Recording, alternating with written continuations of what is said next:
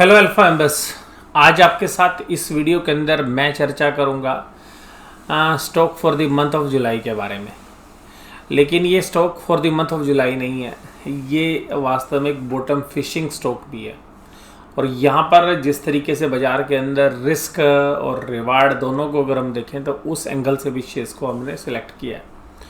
इसके अलावा मुझे पर्सनली ऐसा लग रहा है कि एक टेक्निकल स्विंग यहाँ से इस शेयर्स में करीबन 30 रुपये के आसपास आ सकता है, तो जो कि करीबन 6% के आसपास बनता है। तो 6 से 7% का एक स्विंग भी आपको इस शेयर्स में ट्रेड के लिए भी मिल सकता है।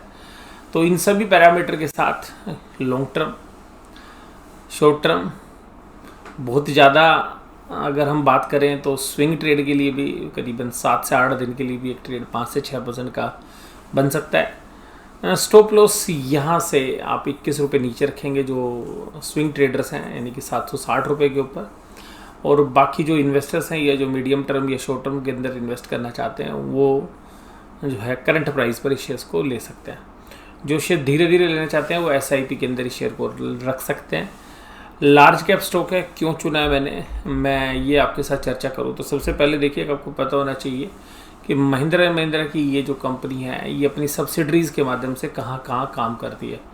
तो एरोस्पेस बिजनेस के अंदर है, आफ्टर मार्केट्स यानी कि जो रिपेयर एंड मेंटेनेंस की जो बिज़नेस है गाड़ियों की, वो एग्रीकल्चर के बिज़नेस के अंदर है। ऑटोमोटिव में आप लोग जानते हैं कि महिंद्रा की जो गाड़ियाँ हैं चलती हैं, ट्रैक्टर हैं, और इसके अलावा जो है मिनी बसेस भी हैं, जीप्स भी हैं, बोलेरो भी है, और अभी तो थार भी जो है एक, अगर आप देखें तो थार के अंदर भी जो जीप है उनकी काफ़ी अच्छी डिमांड में और उसमें काफ़ी अच्छी बुकिंग चल रही है।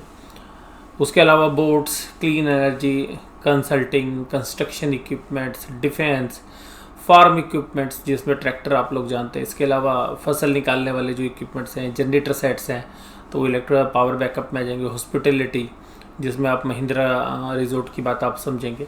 IT कंपनीज़ जिसमें टेक महिंद्रा है।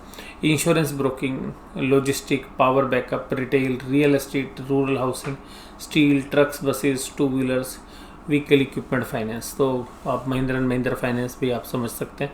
तो यहाँ पर ये सब सेगमेंट इस कंपनी के अंदर है।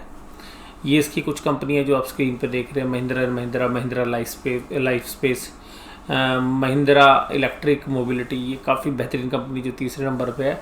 ये इलेक्ट्रिकल व्हीकल्स के अंदर हमें लग रहा है कि काफ़ी अच्छी जो है अपनी प्रेजेंस बनाएगी। Punjab tractors, Mahindra logistic club, Mahindra sustain, Mahindra USA, Mahindra south Africa, classical agents, EPC। तो इस तरीके की जो कंपनियां, महिंद्रा 2 व्हीलर्स, ये सब कंपनियां इनके पास है। इसके अलावा बहुत सारी कंपनियां जिनका मैंने नाम नहीं लिया है वो भी इसी सेगमेंट के अंदर है। इनकी अच्छी खासी होल्डिंग स्वराज इंजन्स के अंदर भी है। अब ये जो कंपनी है महिंद्रा, इस कंपनी के अंदर सबसे खास बात क्या है कि ये शेयर अभी आपको P रेशो पे देखोगे तो बहुत ऊपर चला गया, क्योंकि पिछला साल कोविड का था। कोविड में प्रॉफिटेबिलिटी पे इम्पैक्ट पड़ा, तो इनके बिजनेस पर प्रॉफिटेबिलिटी पे इम्पैक्ट पड़ा। हो सकता है कि अभी भी 1 या 2 क्वार्टर भी अच्छे ना आए, लेकिन अगर आप लॉन्ग टर्म के एंगल से देखें और जो मॉनसून जिस तरीके से अभी तक रही है, तो मॉनसून का काफ़ी बड़ा बेनिफिशियरी जो है महिंद्रा होता है।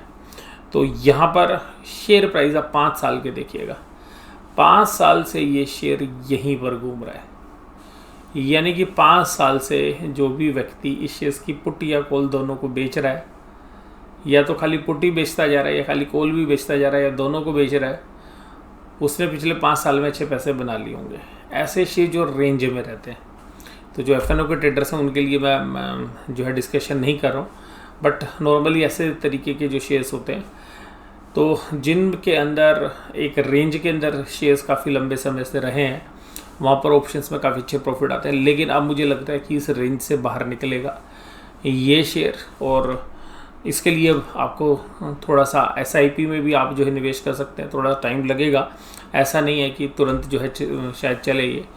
अब देखिएगा सेल्स क्वार्टरली करीबन 21,000 करोड़ के आसपास की जो सेल है ये करते हैं यहाँ पे। तो 21,000 करोड़ की सेल के सामने अगर हम बात करें तो ये जो सेल है 21,000 करोड़ की, उसके सामने ऑपरेटिंग प्रॉफिट जनरेट करते हैं करीबन 3400 करोड़ का पिछले क्वार्टर में। 1493 करोड़ से यानी करीबन 1500 करोड़ का प्रॉफिट बिफोर टैक्स है और 1000 करोड़ के आसपास का प्रॉफिट आफ्टर टैक्स है। तो करीबन 90,000 करोड़ की कंपनी के ऊपर अगर अब ये 1000 करोड़ पर क्वार्टर प्रॉफिट देखेंगे तो साल भर का प्रॉफिट आप मान के चलिएगा कि आगे चल के 4000 करोड़ से 5000 करोड़ का हम प्रॉफिट मान के चलते हैं। तो उन वैल्यूशंस पर अगर हम देखें फॉरवर्ड अर्निंग पे तो शेयर 18 से 20 की पी पे चल रहा है। भी पास्ट अर्निंग में देखेंगे तो आपको ये 100 की पी रेशो पे शेयर मिलेगा। अगर हम 2021 की भी बात करें तो करीबन 1800 करोड़ का प्रॉफिट इन्होंने जनरेट किया है। लेकिन देखिएगा कोविड से पहले क्या कर रहे थे। 18 में 7500 करोड़ का प्रॉफिट है, 17 में 3700 करोड़ का प्रॉफिट है, मार्च 16 में 3000 करोड़ का प्रॉफिट है। तो हमें लगता है कि आगे से दोबारा से जो 2 साल गए हैं पीछे, इस तरीके की परफॉर्मेंस आगे नहीं रहेगी, यानी कि जो ख़राब परफॉर्मेंस है वो नहीं रहेगी और आगे चल के कंपनी अच्छा करती हुई नज़र आएगी। कंपनी के अंदर एक चिंता की बात जो है वो है डेट। तो काफ़ी बड़ी मात्रा में डेट है, 80,000 करोड़ का डेट है। लेकिन ये ध्यान रखिएगा ये सारा डेट है ये जो ग्रुप कंपनीज़ जो है इनके पास है, जो इनकी बैलेंस शीट में ग्रुप कंपनीज़ हैं, उन ग्रुप कंपनीज़ में इन्वेस्टमेंट के लिए काफ़ी बड़ा लोन लिया हुआ है। तो अगर उनको डिस्पोज ऑफ कर दें तो ये डेट कुछ भी नहीं है, तो डिस्पोज ऑफ तो नहीं करेंगे। लेकिन उन कंपनीज़ के अंदर ज़बरदस्त वैल्यू जो है इन्होंने डाली है पीछे पास्ट में, उसका पता चलता है यहाँ से। तो देखिएगा इन्होंने लगातार पिछले 10 साल के अंदर अगर आप देखना चाहेंगे तो इन्होंने पिछले 10 साल के अंदर करीबन 55,000 करोड़ से ऊपर का अमाउंट जो है निवेश किया है। और पिछले साल तो इन्होंने 19,000 करोड़ की इन्वेस्टिंग एक्टिविटी डाली है और 17,900 करोड़ का जो है cash flow from operating activity generate किया। तो ये इंडिकेट कर रहा है कि आने वाले 1 साल के दौरान ये कंपनी काफ़ी अच्छा कर सकती है यहाँ पर। और जिस तरीके से इन्होंने जो इन्वेस्टमेंट की है तो उसकी जो रिटर्न्स हैं वो आगे चल के फ्यूचर में आपको आती हुई नज़र आएंगी। तो इसी पैरामीटर्स पे मैं आपको यही कहूँगा कि इस स्टॉक के अंदर आप SIP में निवेश कर सकते हैं। लॉन्ग टर्म शेयर्स है, लार्ज कैप शेयर्स है, स्मॉल कैप कंपनी नहीं है, वेल नोन ग्रुप है। उसके अलावा जो इन्वेस्टमेंट इन्होंने की है उसकी रिटर्न्स आगे चल के आएंगी। जनरली इन्वेस्टर्स उन शेयर्स को देखते हैं जो अभी चल रहे हैं, जबकि पैसा बनता है उन शेयर्स में जो अभी ठंडे पड़े हुए हैं और आगे चल सकते हैं। अगर ये शेयर्स यहाँ से 20 से 30% या 40% भी चलते हैं क्योंकि लार्ज कैप शेयर्स है तो भी बहुत अच्छी रिटर्न्स हमें लगता है कि अगर 2 साल में अगर ये 40 से 50% शेयर चले गए और साथ साथ आपके इन्वेस्टमेंट पे आपको सेफ्टी भी मिले, तो क्योंकि मुझे यहाँ पे सेफ्टी ज़्यादा ध्यान रखनी है इस समय पर, क्योंकि इस समय पर मैं एग्रेसिवली कॉल नहीं दे रहा हूँ आपको, क्योंकि एग्रेसिवली कॉल के अंदर सीधी सी बात क्या होती है कि इस तरीके की बाज़ार की सिचुएशन के अंदर अगर बाज़ार में करेक्शन आती है तो उनमें काफ़ी बड़ा डाउनफॉल आ सकता है।